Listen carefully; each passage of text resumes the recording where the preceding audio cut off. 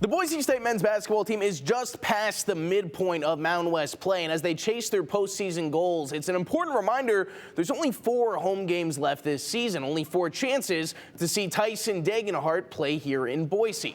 He's going to be remembered for a long time here, but he has a chance to be immortalized in the record books. Degenhart is just 194 points away from becoming Boise State's all-time leading scorer. He has a chance to dethrone the great Tanoka Beard. His record of 1,944 points has stood for over 30 years. Degenhart has always been an extremely unselfish player. In fact, he might already have the record if he played selfishly, but when asked about it today, he remained on brand, saying he was just focused on helping this team win games, something that actually would help him go on to break the record.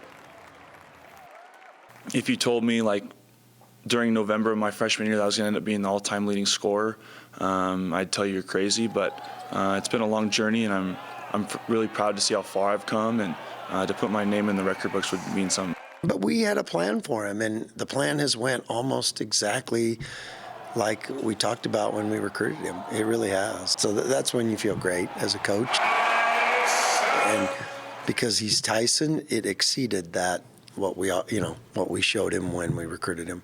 If I did want to focus on it, I think it would take away from the team's success trying to force up shots that I really don't need to. And if we focus on winning games, you're only guaranteed 1 game in the Mountain West tournament. But if you win those games, you can add more games to your schedule, which in essence lowers the amount of points I would need to score. So I'm more focused on winning and just prolonging the season, get as many games as I can.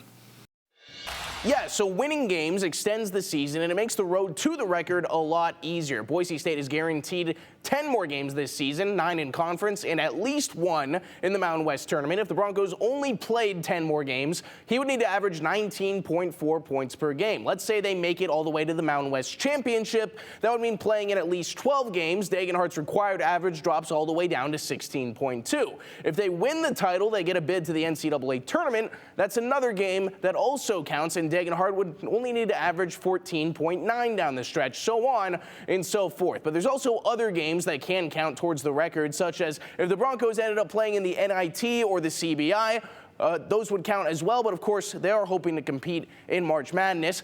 It's also worth remembering Degenhart has averaged 17.7 points per game so far in his senior season. That puts him on pace to break the record with 11 games. So the Broncos would need at least 1 win in the Mountain West tournament at that pace.